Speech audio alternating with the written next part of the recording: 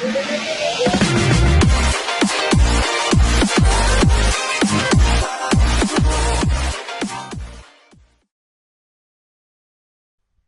صحرا series season 1 پراسرار وجود قسط نمبر 38۔ زین نے سائمہ کو نادر شاہ کے استعفیٰ کے بارے میں بتایا تھا۔ پریس رپورٹر ہونے کے ناطے زین کا رابطہ تقریباً تمام ہی تھانوں سے رہتا تھا، وہیں سے رپورٹیں جمع کی جاتی تھیں۔ نادر شاہ سے بھی زین کے تعلقات تھے، اسی سے ملنے پہنچا تھا۔ وہاں ایسا ہی شہزاد سے رابطہ ہوا۔ تھانے میں کچھ ہما ہمی نظر آئی تھی۔ شہزاد بھی زین کا شناسا تھا۔ زین نے نادر شاہ کے بارے میں پوچھا تو شہزاد نے کہا، حق مغفرت کرے، عجیب آزاد مرد تھا۔ کیا بکواس کر رہے ہو؟ کیا مطلب؟ خیریت سے تو ہے؟ ہاں ہے تو خیریت سے، بس یوں سمجھیں کہ وہ بھی آرام سے اور ہم بھی ہیں آرام سے۔ کیا بات ہے، بڑی جولانی پر ہے طبیعت۔ نادر شاہ صاحب ہے کہاں؟ دوائے دل ختم ہو گئی تھی، سو دکان بڑھا گئے۔ خیر تم جیسے نمک حراموں سے اور کیا توقع رکھی جا سکتی ہے، مگر بات میری سمجھ میں نہیں آئی۔ سسپینڈ ہو گئے تھے 3 مہینے کے لیے، ناراض ہو کر استعفیٰ ہی دے دیا۔ نادر شاہ سسپینڈ ہو گیا تھا؟ ہاں بھائی رپورٹر، یہ دور اقتدار کے مارے ہوں کا نہیں ہے۔ یہاں ہم سب کا ناک میں دم کر کے رکھ دیا تھا۔ گھر والی پچھلے طویل عرصے سے طلاق کا مطالبہ کرنے لگی تھی۔ سوکھی سوکھی تنخواہ میں کیا ہوتا ہے؟ نادر شاہ صاحب خود تو ذمہ دار کے بیٹے، اپنی جیبیں تو نوٹوں سے بھری ہوئی ہے۔ ارے بھائی، آخر پولیس میں نوکری کی کس لیے؟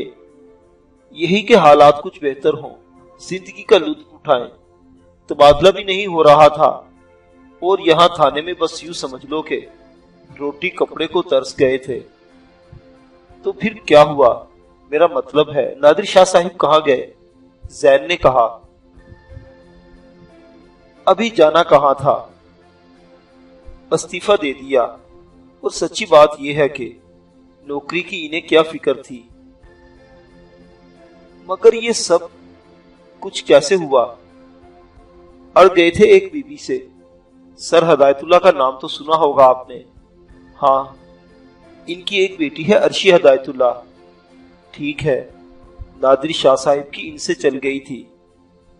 اب وہ ٹھہرے اونچے پائے کے لوگ بس چھٹی کرا دی۔ نادر صاحب تو معطل تھے، مگر برداشت نہیں کر سکے اور استعفیٰ دے دیا۔ استعفیٰ منظور ہو گیا۔ اب یہ افسروں کا کام ہے بھائی، ہماری تقدیر میں تو راوی نے عیش ہی عیش لکھ دیے ہے۔ فی الحال تھانے کا چارج ہمارے پاس ہے۔ ہم نے تمام شناساؤں سے ہاتھ جوڑ کر درخواست کی کہ پیارے بھائیوں، کچھ دن تک کوئی جرم نہ کرنا، تاکہ اپنی پوزیشن پکی ہو جائے۔ بعد میں ہم ہوں گے اور تم۔ نہ جانے کیوں ذہن پر کچھ افسردگی سی طاری ہو گئی تھی۔ نادر شاہ سے گہری دوستی تو نہیں تھی، لیکن کھرا اور خوش مزاج آدمی تھا، ہنسنے ہنسانے والا، عام پولیس افسروں سے بالکل مختلف۔ طبیعت میں سختی ضرور تھی، لیکن پٹھانوں والی۔ ذاتی طور پر کسی کے لیے برا نہیں تھا۔ آفس پہنچ کر اس نے سائمہ کو اس بارے میں تفصیل بتائی۔ وہ آپ کی عرشی صاحبہ نے ایک اور گل کھلا دیا ہے۔ خیریت؟ سائمہ ایک دم سے خوفزدہ ہو گئی۔ اسے گل کا خیال آ گیا تھا۔ وہ ایک بیچارہ پولیس افسر تھا، نادر شاہ۔ اسے پہلے معطل کرایا، بعد میں اس نے استعفیٰ دے دیا۔ مگر ایک بات میں آپ سے کہہ دوں سائمہ صاحبہ، پٹھان آدمی ہے، حق پر جمع ہوگا۔ عرشی صاحبہ نے اپنے تعلقات سے فائدہ اٹھایا، لیکن دشمنی مول لے لی اس کی۔ پٹھان کی دشمنی جانتی ہو کیا ہوتی ہے؟ غیر سنجیدہ نہ ہو زین، یہ واقعی برا ہوا۔ عرشی سے بات کرتی ہوں، سائمہ نے کہا اور عرشی کو فون کرنے لگی۔ تھوڑی دیر کے بعد رابطہ قائم ہو گیا تھا۔ سائمہ بول رہی ہوں۔ ہیلو سائمہ، کیا بات ہے؟ خیریت تو ہے؟ तुम सुनाओ, अब्बू आ गए? कैसी गुजर रही है? गुल का क्या हाल है?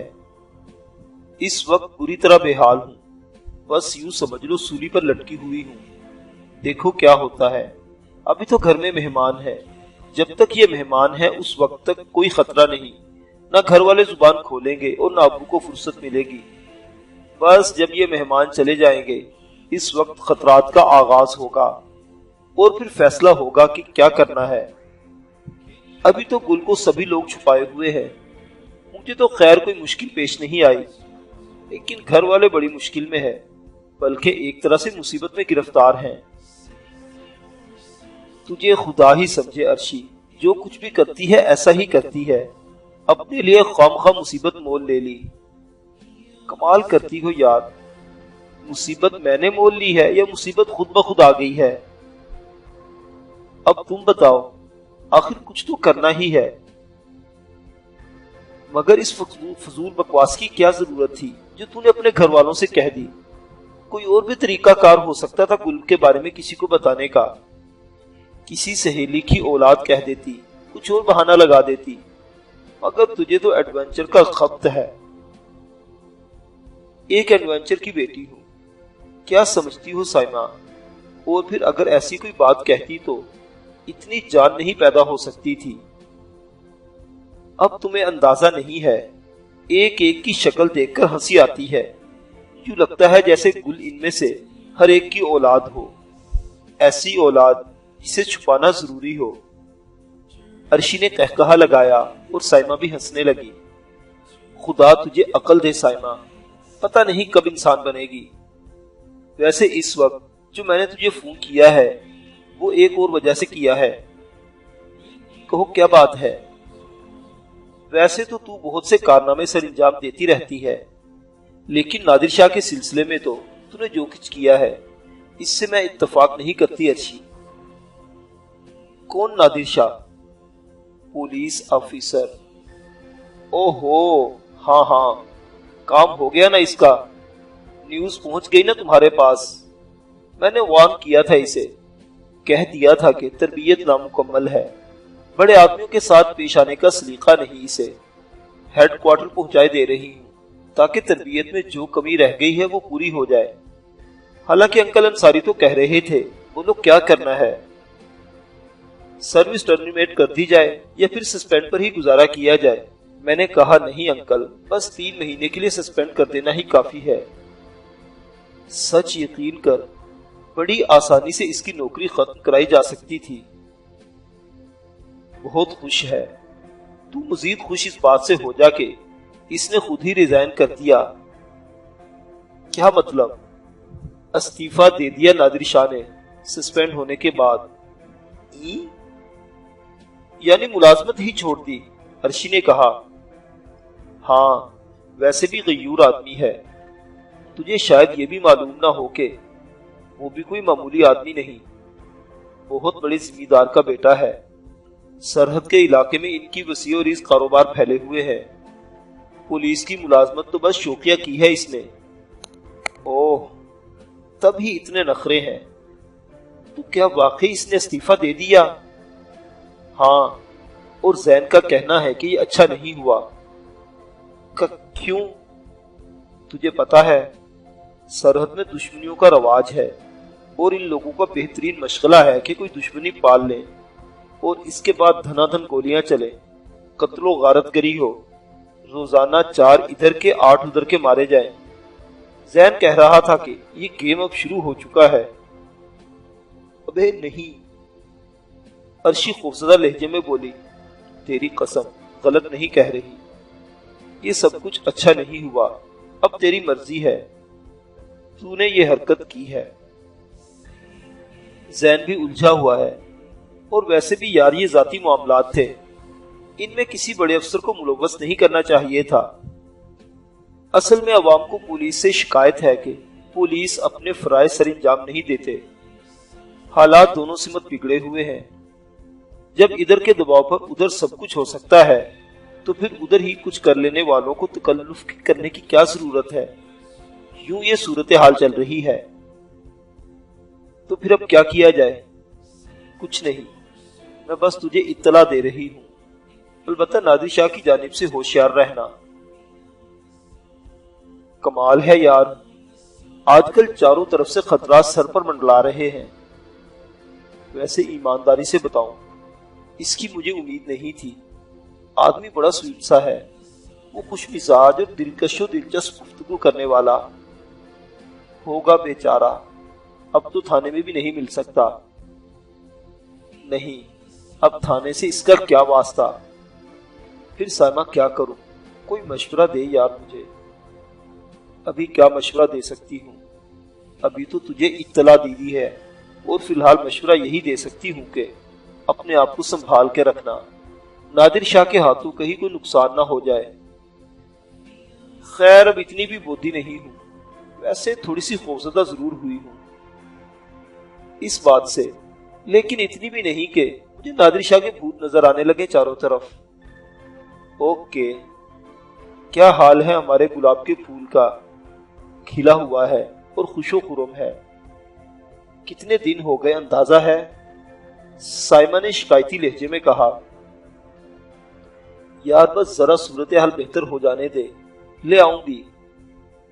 تیرا تو یوں آنا بالکل مناسب نہیں ہے۔